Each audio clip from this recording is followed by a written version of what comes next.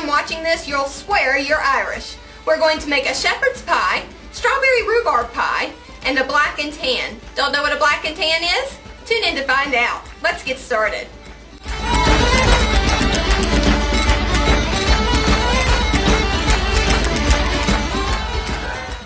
To my large pot of water and potatoes, I'm adding a heaping tablespoon of minced garlic.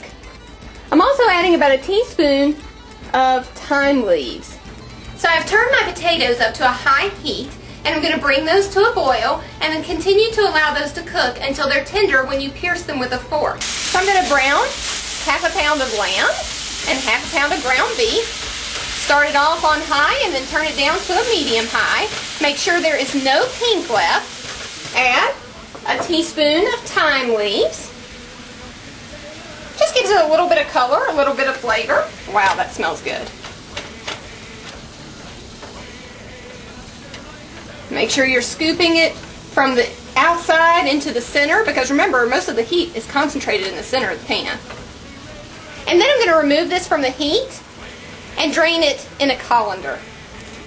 Now I'm going to put this pan back on the heat and add a heaping tablespoon of beef base. And to that, I'm going to add a cup and a half of pale ale, whatever kind you like. We're going to be drinking black and tans with our dinner, which has pale ale in it. So this will complement our dinner very well. Allow that to dissolve. Turn it down to a medium heat. Add another half a cup of pale ale. And then to that, we're going to add half a cup of water. Going to put some thyme in here, about a teaspoon. Stir that. Add 1 medium onion, diced, and add my carrots. Half a cup of carrots is all you want. And I'm going to add a quarter cup of frozen peas. Peas, of course, are optional. Some people like to add them and some people don't. And then to this, I'm going to add another half a teaspoon of base. Beef base is a lot thicker than beef bouillon cubes. So I recommend that you get the beef base. It makes a big difference. So I've turned that up to just above a medium heat. And I'm going to cover that. Vegetables get nice and soft. Now our potatoes are finished, and we're going to make our mashed potatoes to go on top of our shepherd's pie. I've drained our mashed potatoes and transferred them to a mixing bowl. To that, I'm adding about 1/8 of a cup of half and half and 2 tablespoons of my Kerrygold butter. You can use any kind of butter you want. Salted, unsalted, butter, margarine, whatever you want. But I was feeling Irish, so I got the Kerrygold. Start on a low.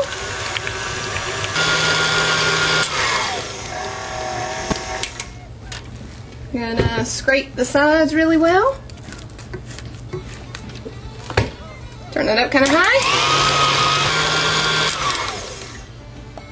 Way hey, and up she rises, way hey, and up she rises, way hey, and up she rises early in the morning. I've taken a tablespoon of cornstarch and a half a cup of cool water, and I'm mixing this until there are no lumps. And add this to our beef and beer broth. So this has been cooking on just above a medium high for a while. I'm going to slowly stir this in, half at a time.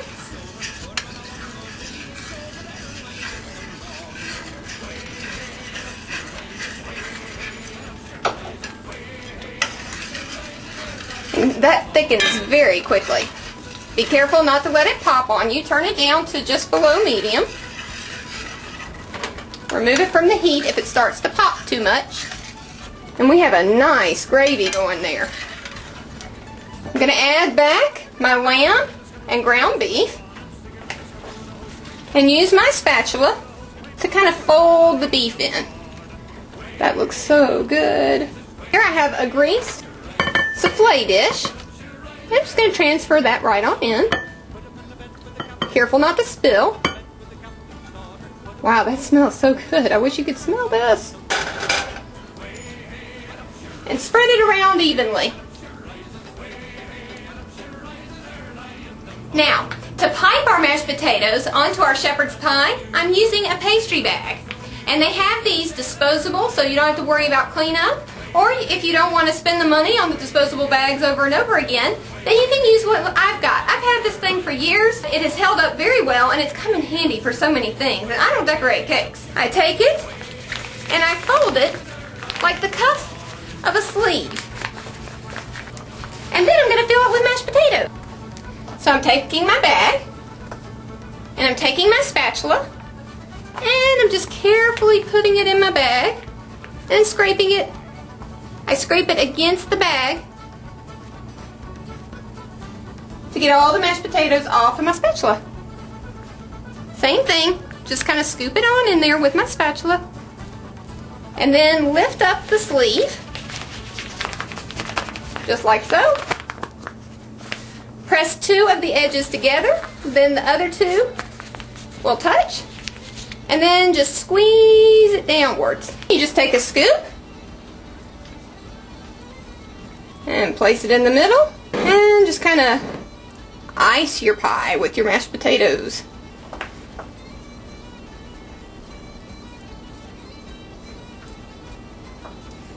Just kind of fill in the cracks, kind of have it look like a dome. You can't really have too many mashed potatoes. And if you don't like the piping that you did before, you can always just pipe right over it. And just squeeze for a moment, and then press down, squeeze, press down, squeeze, press down.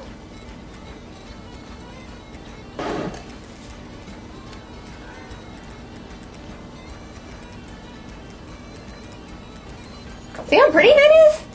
That's great. To this, I'm adding aged cheddar cheese. This is Kerrygold, again, because I'm feeling Irish, but you can use any kind of cheddar cheese that is your preference. You want to cut off the wax. I'm going to slice the cheese with the slicer side of my cheese grater. Then I'm going to pick up the cheese, of course, and arrange it attractively on top.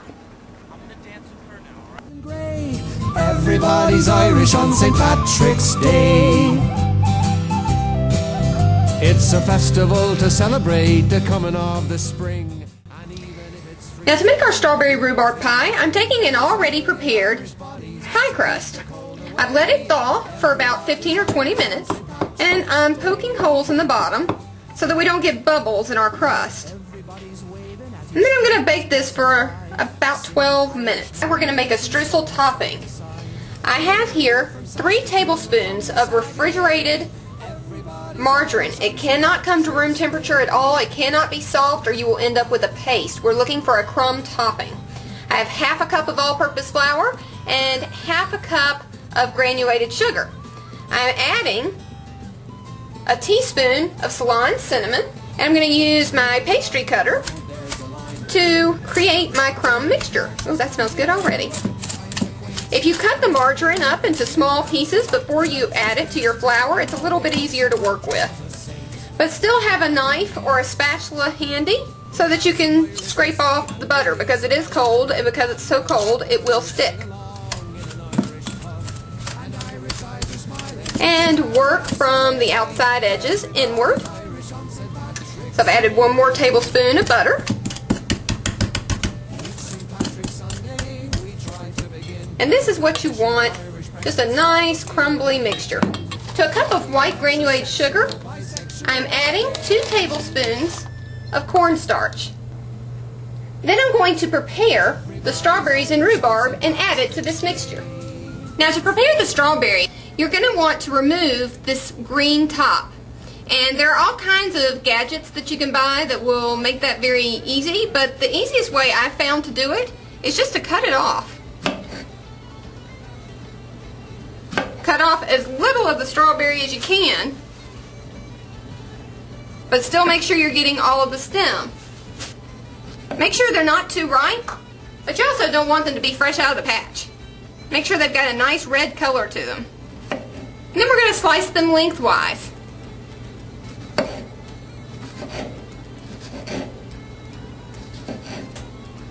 And I'm going to just kind of put those in my colander. When you're picking out rhubarb, it's not the color so much that matters. It should feel a lot like celery. If it's soggy in places or starting to feel a little bit soft, put it back, get one that feels like celery. And you're going to cut the edges off. even though the leaves have already been removed. The grocery stores generally remove the leaves because they are poisonous. It takes an awful lot of them to hurt you, but they can do damage. Cut off your edges. Now when you're cutting this, the easiest way to do it is put two ends together. Keep the tip of your knife on your cutting board and then just move it down. Don't lift your knife from your cutting board. Make sure you continuously move your fingers.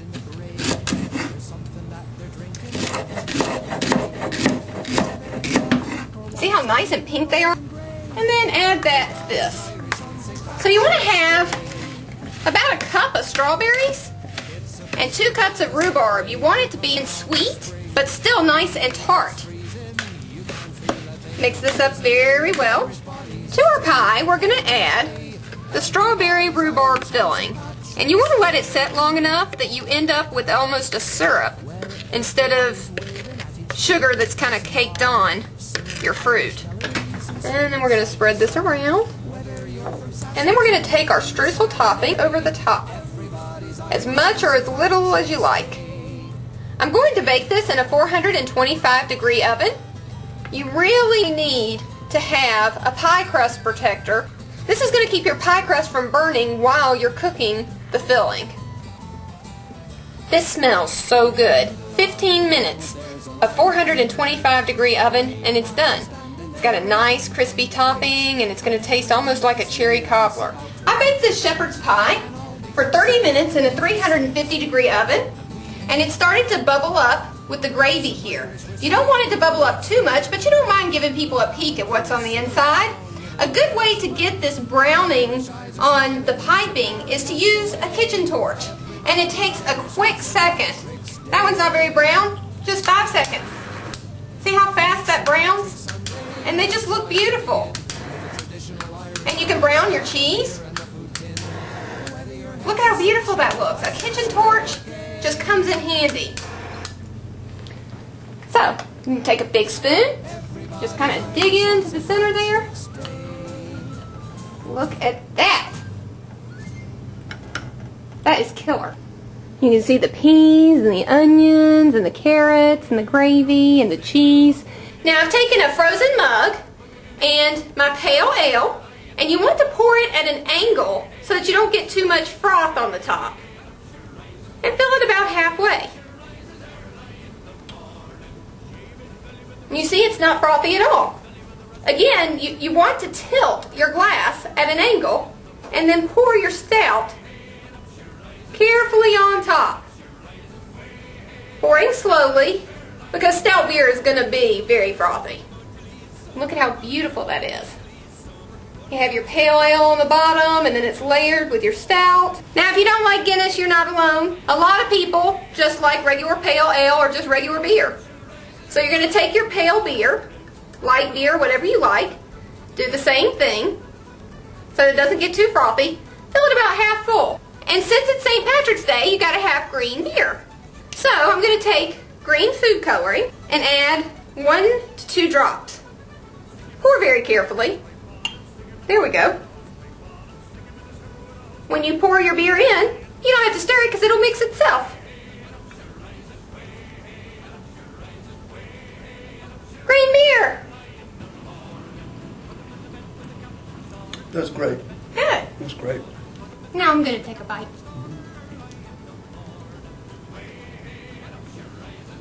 Great. You should be in my kitchen tonight.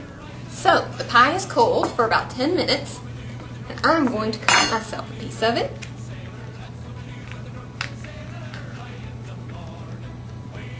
Oh wow. This looks so good.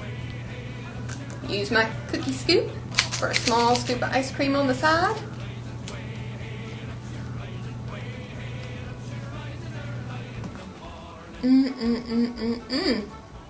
You've got to try this at home. This is so good. Thank you so much for joining me for my St. Patrick's Day episode. I hope you've enjoyed it as much as I have. Please send me your ideas.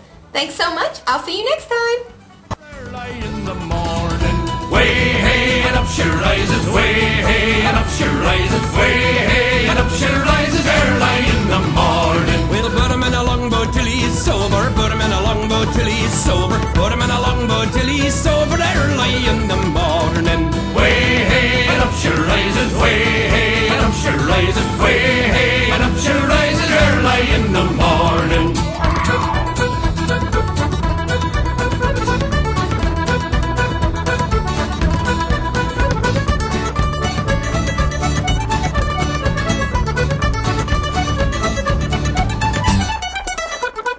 Stick him in the scupper with a hose pipe on him. Stick him in